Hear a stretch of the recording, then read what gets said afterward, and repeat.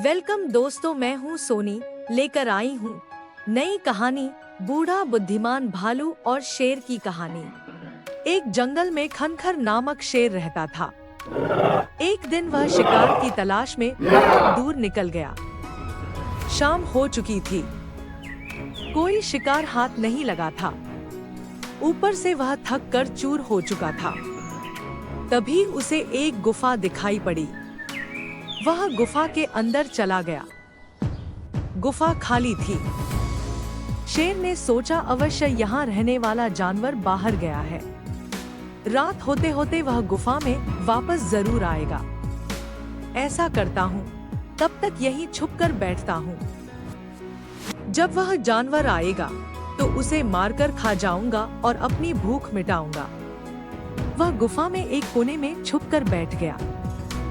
वह गुफा भीमा नामक भालू की थी। जब वह लौटकर आया और गुफा के पास पहुंचा, तो देखा कि शेर के पंजों के निशान उसकी गुफा के अंदर जा रहे हैं, लेकिन बाहर आते हुए पंजों के निशान उसे दिखाई नहीं पड़े।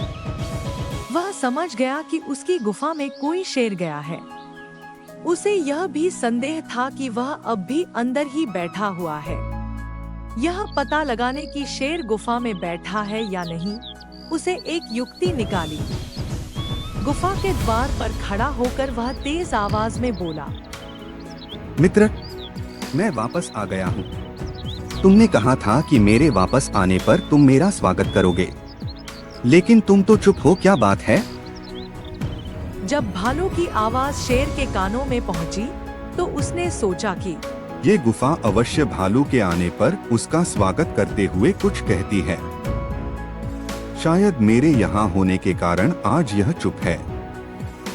अगर गुफा कुछ न बोली तो कहीं भालू को संदेह न हो जाए और वह वापस न चला जाए।